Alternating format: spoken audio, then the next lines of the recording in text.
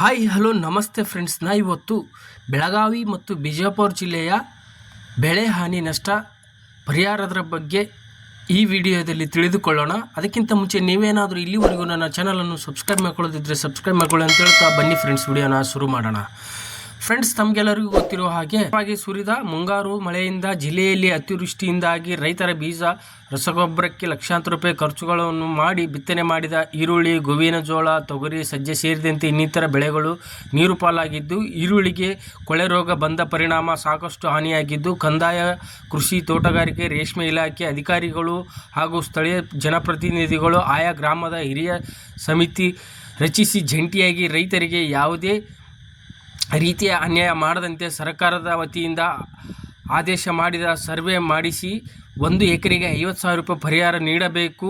ಎಲ್ಲ ಬೆಳೆಗಳಿಗೆ ವಿಮೆ ಕಟ್ಟಲು ಅವಕಾಶ. ಸರ್ಕಾರ ಹೋಬಳಿವಾರು ಬೆಳೆಗಳನ್ನು ಗುರುತಿಸಿ ವಿಮೆ ಕಟ್ಟಿಸಲು ಅವಕಾಶ ನೀಡಿರುವ ಅವೈಜ್ಞಾನಿಕವಾಗಿದ್ದು, ರೈತರು ಕೃಷಿ, ತೋಟಗಾರಿಕೆ, ರೇಷ್ಮೆ ಬೆಳೆಗಳನ್ನು ಬೆಳೆಯುತ್ತಿದ್ದು, ಕಬ್ಬು ಸೇರಿದಂತೆ ಎಲ್ಲ ಬೆಳೆಗಳಿಗೆ ವಿಮೆ ಕಟ್ಟಲು ಅವಕಾಶ ಒದಗಿಸಬೇಕು. ವಿಮಾ ಕಂಪನಿಗಳು ಕ್ಲೈಮ್ ಮಾಡುವ ಸಂದರ್ಭದಲ್ಲಿ ಬಾಗಲಕೋಟೆ ಬೇರೆ, ವಿಜಯಪುರಕ್ಕೆ ಬೇರೆ ಮತ್ತು ಬೆಳಗಾವಿಗೆ ಬೇರೆ ಈ ರೀತಿಯ ಮಲತಾಯಿ ಧೋರಣೆ, ತಾರತಮ್ಯ ಮಾಡುವುದು ಸರಿಯಲ್ಲ.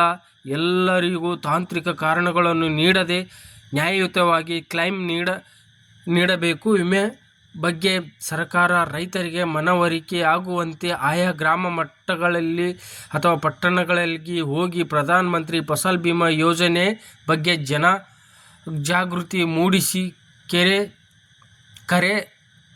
ತುಂಬಿಸುವುದು, ಕಾಲುವೆಗಳನ್ನು ಸ್ವಚ್ಛತೆ ಮಾಡುವುದು, ಜಿಲ್ಲೆಗಳಲ್ಲಿರುವ ಹಳ್ಳ ಕೊಳ್ಳಗಳ ಕೆರೆಗಳನ್ನು ಸರ್ವೆ ಮಾಡಿಸಿ ಇಲಾಖೆಯಲ್ಲಿರುವ ವಿಸ್ತೀರ್ಣ ಪ್ರಕಾರ ಸರ್ವೆ ಮಾಡಿಸಿ ಹೂಳು ತೆಗೆಯುವುದು. ಕೃಷ್ಣಾ, ಘಟಪ್ರಭಾ, ಮಲಪ್ರಭಾ ತುಂಬಿ ಹರಿಯುತ್ತಿದ್ದು ಎಲ್ಲ ಕೆರೆಗಳು ತುಂಬಿಸಬೇಕು. ಇದರಿಂದ ಬೋರ್ವೆಲ್ ಅಂತರ್ಜಲ ರೂಪುಗೊಂಡು ರೈತರಿಗೆ ಬೇಸಿಗೆ ಸಮಯದಲ್ಲಿ ಕೃಷಿಗೆ ಹಾಗೂ ಜಾನುವಾರುಗಳಿಗೆ ಕುಡಿಯುವ ನೀರಿನ ಸಮಸ್ಯೆ ತಲೆದೋರುವುದಿಲ್ಲ. ಕಾಲುವೆಗಳು, ಉಪಕಾಲುವೆಗಳು ಮುಳ್ಳುಗಂಟಿಗಳಿಂದ ತುಂಬಿದ್ದ ಸಂಪೂರ್ಣ ಸ್ವಚ್ಛಗೊಳಿಸಬೇಕು. ಸವಳು, ಜವಳು, ಹಳ್ಳಕೊಳ್ಳಗಳ ಹೂಳು ತೆಗೆದರೆ ಮಳೆಗಾಲದಲ್ಲಿ ನೀರು ತನ್ನ ದಿಕ್ಕಿನತ್ತ ಸರಿಯಾಗಿ ಹರಿದು ನದಿ ಮತ್ತು ಕೆರೆಗಳಿಗೆ ಸೇರುವುದರಿಂದ ರೈತರು ಜಮೀನುಗಳನ್ನು ಸವಳು, ಜವಳು ಆಗದೆ ಫಲವತ್ತತೆಯನ್ನು ಕಳೆದುಕೊಳ್ಳುವುದಿಲ್ಲ.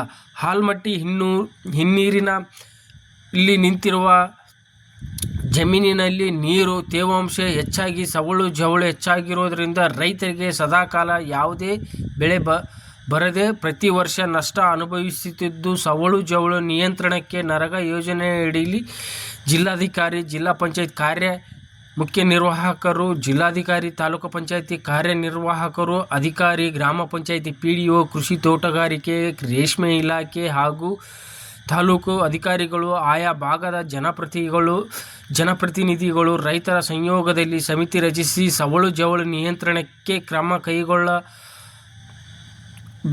ರೈತರ ಬಾಳು ಹಸನಾಗಬೇಕು. ಸವಳು ಜವಳಿನಿಂದ ಇಲ್ಲಿಯವರೆಗೆ ಆದ ಹಾನಿಯನ್ನು ಸರ್ಕಾರ ಪರಿಹಾರ ರೂಪದಲ್ಲಿ ನೀಡಬೇಕು. ಆಲಮಟ್ಟಿ ಅಣೆಕಟ್ಟನ್ನು 524ಕ್ಕೆ ಏರಿಸುವುದನ್ನು, ಸಂತ್ರಸ್ತರಿಗೆ ನ್ಯಾಯಯುತ ಬೆಲೆ ನೀಡುವುದು, ಸಂತ್ರಸ್ತರ ಸ್ಥಳೀಯವಾಗಿ ರಾಷ್ಟ್ರೀಯ ಹೆದ್ದಾರಿ, ರಾಜ್ಯ ಹೆದ್ದಾರಿ ಪಕ್ಕದ ಜಮೀನುಗಳನ್ನು ಖರೀದಿಸಬೇಕೆಂದರೆ ಅವುಗಳ ದರ 1 ಕೋಟಿಗಿಂತ ಹೆಚ್ಚು ಇದ್ದು, ಆಲಮಟ್ಟಿ ಅಣೆಕಟ್ಟನ್ನು 524ಕ್ಕೆ ಏರಿಸಿ 3ನೇ ಹಂತಕ್ಕೆ ಮುಳುಗಡೆ ಹೋದವರ ಜಮೀನಿಗೆ ಬೆಂಗಳೂರು ಮಹಾನಗರ ಪಾಲಿಕೆ ಅಧೀನದಲ್ಲಿ ಭೂಸ್ವಾಧೀನ ಮಾಡಿಕೊಳ್ಳುವ ನ್ಯಾಯಯುತ ದರ 1 ಕೋಟಿಗಿಂತ ಹೆಚ್ಚು ಕೃಷ್ಣಾ ಮೇಲ್ದಂಡೆ ಯೋಜನೆ ಸಂತ್ರಸ್ತರಿಗೆ ನೀಡಬೇಕು.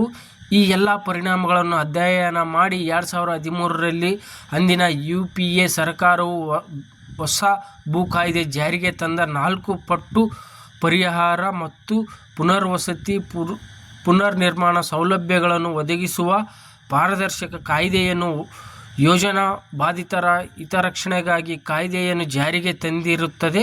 ರಾಜ್ಯದಲ್ಲಿ UPA ಸರ್ಕಾರ ಇದ್ದು ಅನುಷ್ಠಾನಕ್ಕೆ ತರಬೇಕು. ರಸಗೊಬ್ಬರ ಖರೀದಿಯಲ್ಲಿ ಅನ್ಯಾಯ.